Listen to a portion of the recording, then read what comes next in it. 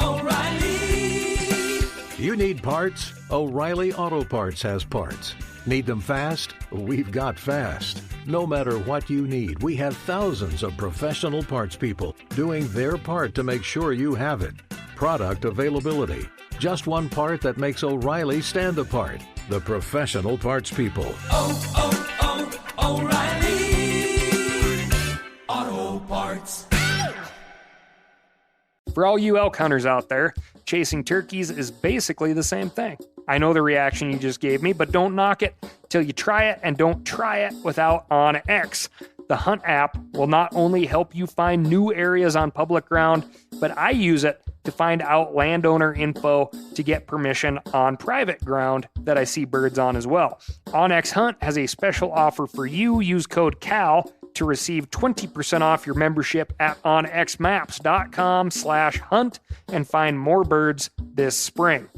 There's nothing like snook hook sets at dawn or catching a tarpon in the moonlight. Find your next fishing trip made easy on fishingbooker.com and experience the magic of the Sunshine State or any other destination on your fishing bucket list. Book a blue water adventure in search of sailfish or go snapper fishing with the kids. With over 6,000 captains and trips to choose from, planning your next one just got a whole lot easier. Download the Fishing Booker app on the Google Play or App Store, or visit them online at fishingbooker.com to book your trip today.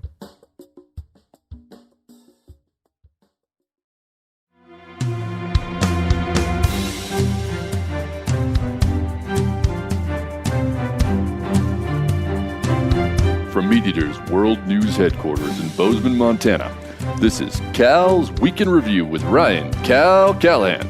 Now, here's Cal.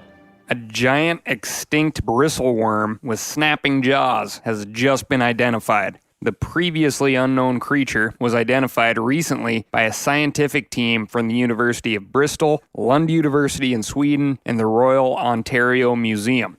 Apparently, said giant-jawed worm lived about 400 million years ago. And, though the sample containing the critter was collected by the Ontario Geological Survey in 1994 and stored at the Royal Ontario Museum, scientists just figured out what it was. Bristleworms are polychaetes. Polychaete meaning many bristles. So remember that next time you see your ma pushing a broom. There are more than 8,000 known polychaetes, including fireworms, bristleworms, clamworms, lugworms, sea mice, and feather dusters. The jaws of this particular fossilized bristleworm are the largest ever recorded at just over 1 centimeter in length. To put that in perspective, this worm's jaws were half as long as the width of your index finger, roughly. That may not sound as impressive as you or even I had hoped, but the scientific name may still wow you.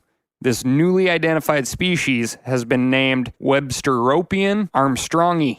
Armstrong being the name of the man who collected the samples back in 1994, and Webster from Alex Webster, the lead singer of Cannibal Corpse, the death metal band, who the researchers described as, quote, a giant when it comes to handling his instrument. I guess ancient worm researchers really like to party hardy. Good for them. This week, we're going to talk bad publicity stunts, carp, blood-sucking leeches, and lots of other stuff. But first, I'm going to tell you about my week. Currently, as in right this second, I'm sitting here watching the sunrise on Lake Buchanan in Tennessee in a, nice mobile hotel room, which is pretty cool, but that's a story for later. Back to what I really want to talk about. I met up with my folks and did some camper camping, which, given the intensity of the mosquito population, was a really nice treat and a really nice change. We fished a small stream that 20 years ago was chock full of brook trout, but now seems to be inhabited primarily by brown trout. The fishing was good, the browns didn't appear to be too numerous, and they didn't come up and hit just anything. Plus, I caught a big one. You guys probably already knew that. Yes! I also found a few chunks of bison bones and possibly a fossilized bison tooth. I'm waiting to see if I can get that formally identified. Stay tuned. The other neat thing I picked up was a parasite.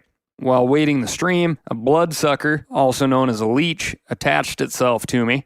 It had been quite a while since I'd seen a live leech, let alone been a host to one. There are about 650 different types of leeches, the largest of which is the giant Amazon leech, which can grow to 18 inches in length and live for 20 years. A leech's body has 34 segments. They also have 32 brains and 3 jaws, each of which have tiny, sharp teeth. They are hermaphroditic, meaning, of course, that they have both male and female sexual organs, but they reproduce sexually. As in, no matter who shows up to the party, they, party. Leeches produce their own unique anticoagulant called hirudin, which prevents the blood of their host from clotting as they suck it out. Leeches come in 2 types. One feeds on small animals, like invertebrates, and the other feeds on blood. The invertebrate eaters use their suckers as anchors to hold themselves in place in a lake or stream and snag small critters as they pass by. These leeches need to feed every other day or so. The bloodsuckers, or hematophagous leeches, don't have to feed as often because they can gorge themselves when attached to a host. Blood-sucking leeches can consume 3 to 5 times their body mass in blood. After a large feed, some species can survive for a year between meals. If you're getting a little queasy with all this leech talk, remember this. Leeches make for some of the best bait available. They stay on the hook better than worms, are easier to keep alive than minnows, and, best of all, walleye, bass, crappie, and even pike love them. All I can say is the critter I pulled from my leg was interesting to check out and release back into the water. All it cost on my end was a bit of blood, and as before mentioned, that meal of me may have saved the next angler or water-wading critter from being snacked on. Like a pay-it-forward type of angling blood bank type scenario. All right, moving on, jumping in here with a few quick hitters. Predators create what's called a landscape of fear, meaning that their presence on the landscape influences the behavior of other species that are afraid of them. When you think of the top predators in North America, you probably picture bears and mountain lions. But there's another predator even farther up the food chain. That would be us, the humans. And a new study indicates that those other predators are well aware of this hierarchy. It also suggests that mountain lions aren't that into poetry.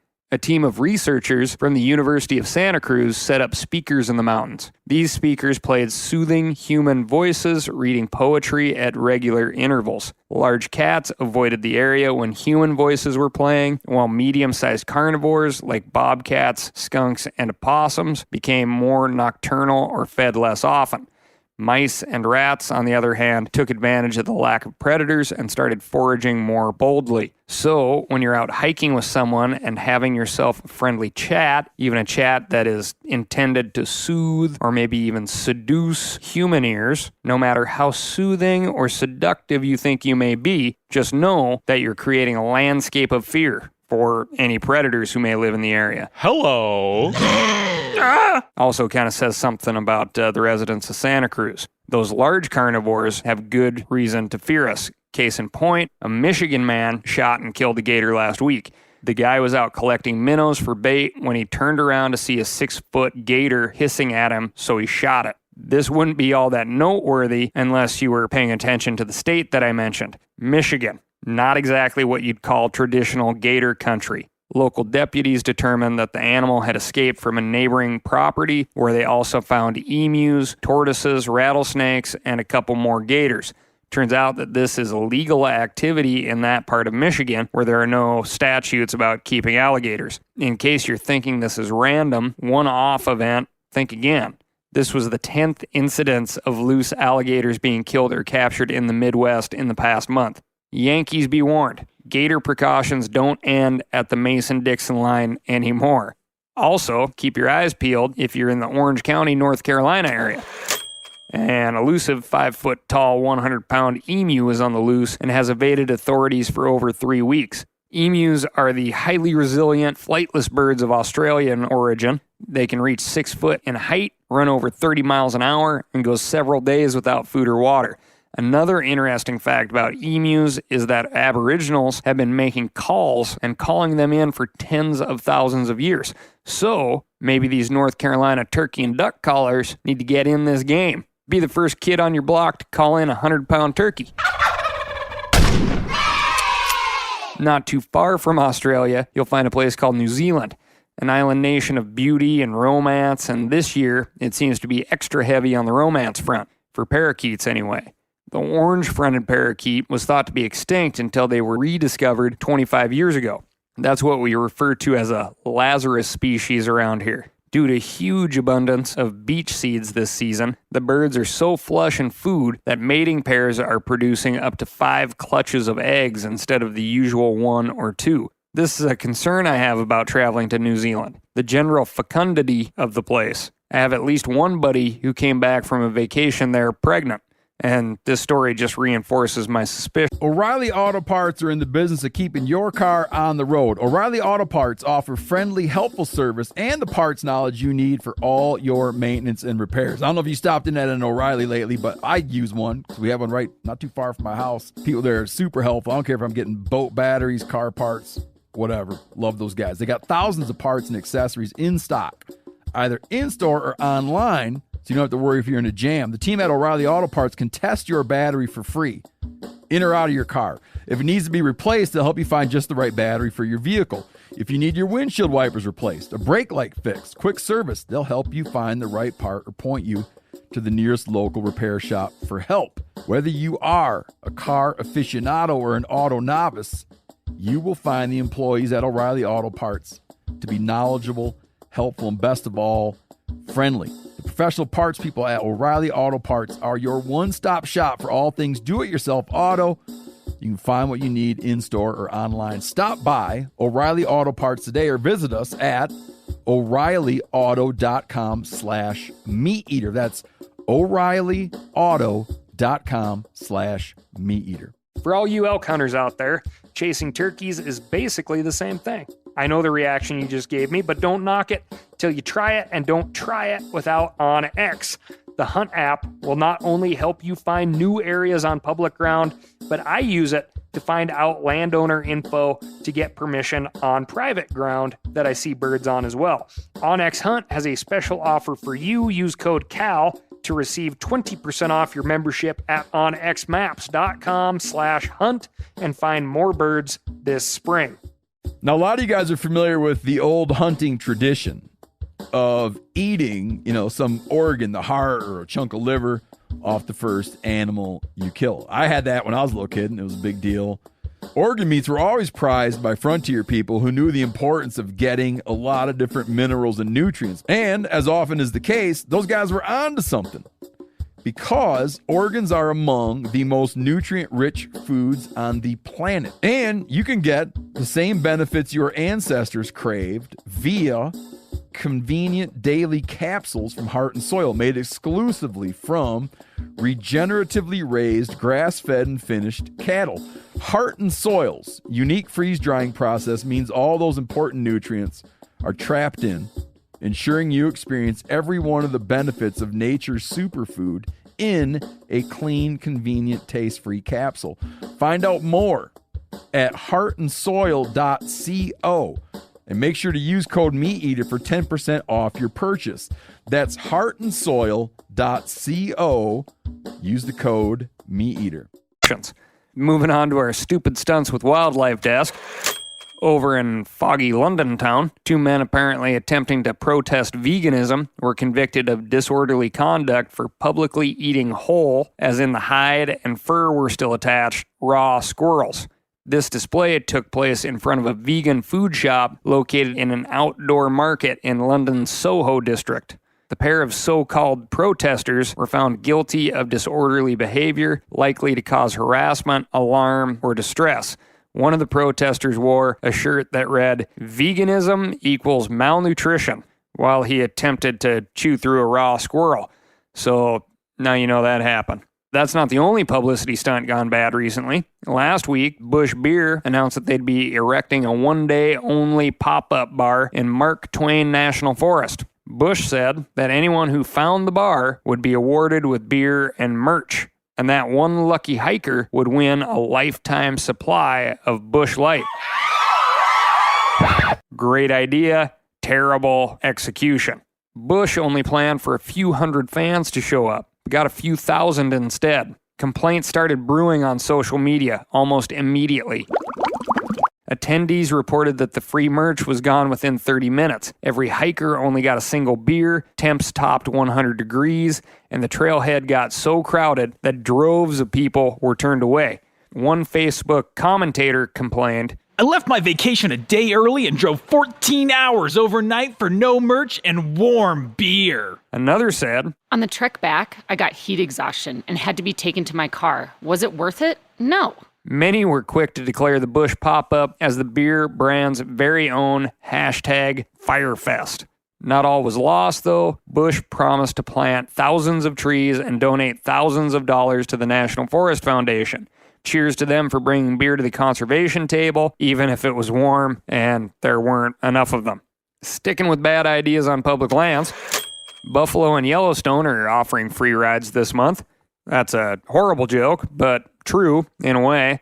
A 9-year-old girl was just tossed in the air by a bull bison near Old Faithful Geyser. A big bull bison will tip the scales at over 2,000 pounds and stand over 6 feet tall at the shoulder.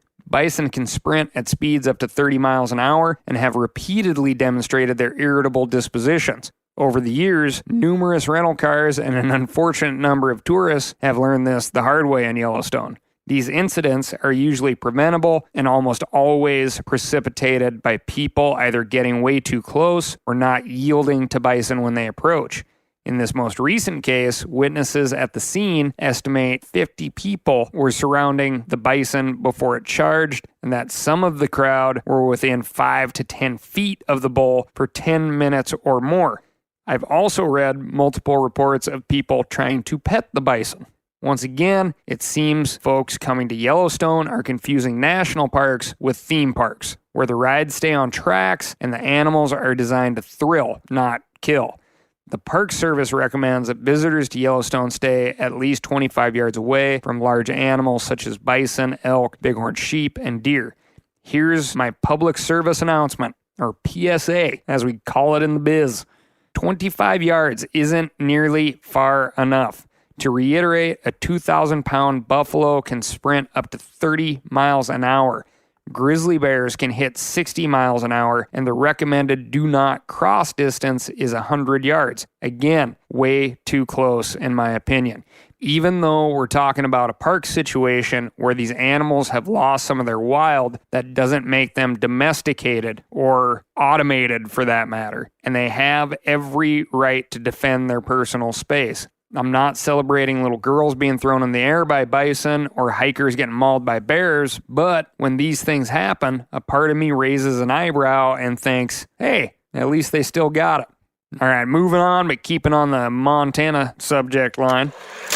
Not all tourists flock to Montana in the summertime to be entertained by quote-unquote wildlife. Lots of them just come here to fish for trout. This time of year, many of the locals skip the crowded trout streams to chase a very different fish, one the tourists aren't interested in and might even be a little grossed out by. You know, old rubber lips, scum suckers, golden bones, pond pigs, bugle-mouth bass, brown bombers, yellow belly smallmouth, Cyprinus johnson. For those of you who aren't hip to the cool kid slang, I'm talking about carp. Bleh. Or, to be more specific, common carp. Not to be confused with the Asian carp threatening to take over the Great Lakes that I covered in a previous episode. Common carp, or Cyprinus carpio, are considered trash fish here in the U.S., but they got here under the best of intentions. American fish stocks were crashing in the 1800s due to a combination of overharvest and habitat degradation. President Grant created the United States Fish Commission in 1871 to figure out some solutions. In 1877, the commission imported 345 carp and began to encourage carp farming across the country as an alternative to commercial harvest of wild fish. Problem was, Americans never developed a taste for carp. And when the carp farms went bust in the late 1800s, their surplus stock wound up in local waterways. Europeans, on the other hand, love carp. Common carp are native to the Danube River, and while we prissy Americans may shun carp as food fish, they're considered a delicacy over that way. The traditional Christmas Eve meals in Hungary, the Czech Republic, Slovakia, Austria, Germany, and Poland all involve carp meat prepared in some fashion. Fun fact, many families in Central Europe actually keep their Christmas carp alive in the bathtub for several days before killing and preparing them. When was the last time you had a relationship like that with your food? This tradition probably dates back to the days before refrigeration, but some people claim that keeping them in clean water for a few days flushes the meat and makes it taste better. Folks will also keep scales from their Christmas carp in their wallets all year to bring good luck. Anyway, though common carp originally hail from Central Europe, they're now widespread across the entire continent, and for that, we can thank the Roman Empire. When the Romans invaded the Danube region, they discovered the perfect protein source for armies on the move. They carried loads of carp with them in earthen pots as they traveled west and distributed the fish all the way over to the UK. These days, anglers in the UK take carp fishing very seriously. The British get so fired up about carp that record carp catches make national headlines. The best carp lakes are private and stocked with specially selected specimens bred to reach massive size. All the biggest carp in the country, those over 30 pounds, are known to anglers who give them names like Big Rig, Green 124, and Captain Jack.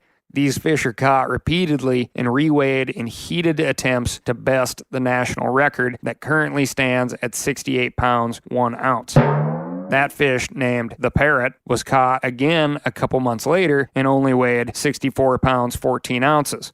When the Parrot died in 2017, the whole British angling world mourned. There's an entire industry in Britain focused on carp fanatics that makes carp-specific rods, reels, bait, tackle, these things called landing mats, which, if you imagine a slip and slide that you place on the bank and drag your catch up onto, that's a landing mat.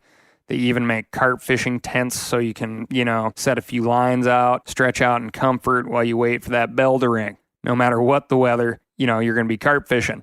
Seems like a lot of effort and expense to catch a carp to me. The whole approach runs counter to everything that I personally love about carp fishing culture, namely that it's accessible, cheap, unassuming, and just, a little bit dirty. Kind of a blue-collar kind of fishing. Then again, that's probably just me being an American, and we now know what Americans will do for a warm bush light, so who are we to judge? Thanks for listening to Cal's Week in Review. Remember to subscribe and hit that furthest right-hand star wherever podcasts are streamed or downloaded. If you want to get in touch, shoot me an email at askcal@themeateater.com. Tell me how I'm doing, what I got wrong, and most importantly, what you want to know more of. Talk to you next week.